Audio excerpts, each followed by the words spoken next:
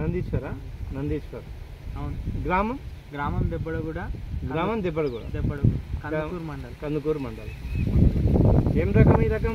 S999. S999 ఏడ తెచ్చినావు? Kandukur Jangareddy Anjani seeds దగ్గర అంజనీ సీడ్స్ దగ్గర కందుకూరు జంగారెడ్డి అంజనీ సీడ్స్ దగ్గర తెచ్చావు. ఎన్ని ప్యాకెట్లు తెచ్చావు? 5 ప్యాకెట్స్ తెచ్చావు. 5 ప్యాకెట్లు తెచ్చావు, వేసావు. నీకు ఈ రకంలో నచ్చిన మంచి లక్షణాలు ఏంటి? ఈ రకం ఇప్పుడు మొక్కజొన్న వేసావు కదా, దీనిలో నీకు నచ్చిన మంచి లక్షణాలు చెప్పు. మంచి లక్షణం అంటే కర్ర గట్టిగా ఉంది, బుట్ట అయినా మంచిగా నిండు ఉంది. బుట్ట నిండు ఉంది, నిండు ఉంది, కరెక్ట్ సైజులో ఉంది. కరెక్ట్ సైజులో బుట్ట ఉంది. సైజ్ అంటే ఎట్లా? ఎన్నో అక్కడ ఉంది? 4 1 2 3 4 దగ్గర కరెక్ట్ సైజులో. అడ్డం పడ్డదా ఏమన్నా? అడ్డం ఏం పడలేదు. అడ్డం పడలేదు అంటే కింద నుంచి లా ఉంది, ఇక్కడికి వచ్చేసరికి కొంచెం సన్నం.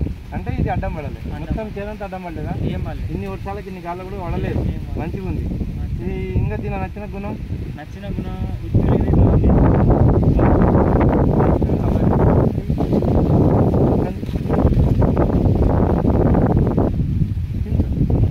కొర్రది స్కిప్ ఫీలింగ్ అనేది. కొన్న వరకు గింజలు ఉన్నాయి, కొన్న వరకు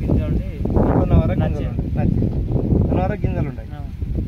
కంకి సైజ్ బాగుంది, బాగుంది. ఇది 2 లక్షణాలు నచ్చినాయి. అయితే ఈ రకంలో నీకు ఏంది?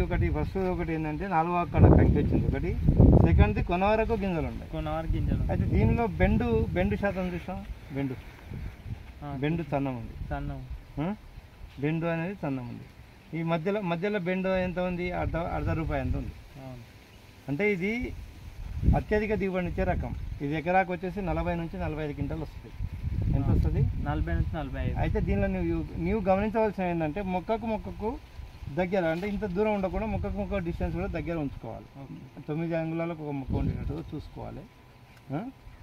ఇంకోటి నీకు ఇది చూడు, దీనికి యాజమాన్య పద్ధతులు ఏమేమి చేసినావు? దీనికి ఎకరాకు డిఏపి ఎంత వేసినావు? డిఏపి ఒక 2 బస్తాలు ఇస్తాను. ఎకరాకు డిఏపి 2 బస్తాలు.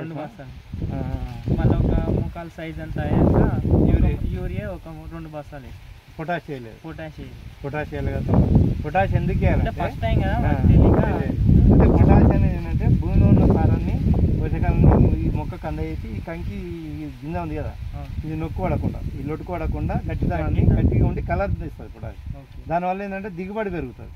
దిగుబడి పెరిగితే మనకేంటంటే మనకు అధిక ఆదాయం వస్తుంది. అర్థమైంది కదా మనకు. కాబట్టి పొటాష్ అనేది కంపల్సరీ వేయాలి.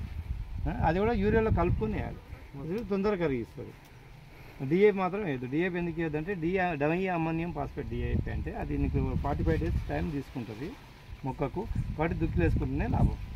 అట్లా అయితే దీనికి నచ్చింది నీకు. పోయినసారి ఎన్ని ఎకరాలు వేసినావు? పోయినసారి 2 ఎకరాలు. ఏ రకాలు వేసినావు? అంటే రకాలంటే ఏ మొక్కజొన్న వేసినావా? ఆ మొక్కజొన్న బాగుందా? ఇది బాగుందా? ఇది మంచిగా. ఆ మొక్కజొన్న బాగా లేకపోవడానికి కారణం ఏంది? కారణం అంటే కరెక్ట్ సైజులో ఇట్లా రాలే, మాకు బుట్ట చిన్న సైజులో వచ్చినాయి. అది నిండుగా ఇట్లా ఇత్తులు లేకుండా. అంటే అది 4 ఆకులనే వచ్చిందా, ఎక్కువ ఆకుల కాడ వచ్చిందా? ఎక్కువ ఆకుల కాడ వచ్చిండే, కరెక్ట్ నిండుగా లేకుండా. నిండుగా ఇత్తులు లేకుండా. ఇంకా దిగుబడి ఏమైనా తగ్గిందా? ఈసారి నీకు దిగుబడి బాగా వస్తుంది అనుకుంటున్నావా? ఎందుకు అనుకుంటున్నావు?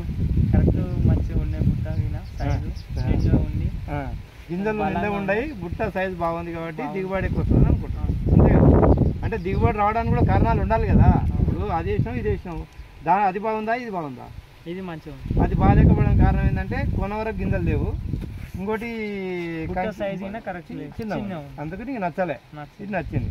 వచ్చేసారి ఎన్ని ఎకరాలు వేస్తావు? ఎన్ని ఎకరాలు ఉంది మీకు? మాకు 2 ఎకరాలు. 2 ఎకరాలు వేస్తావు.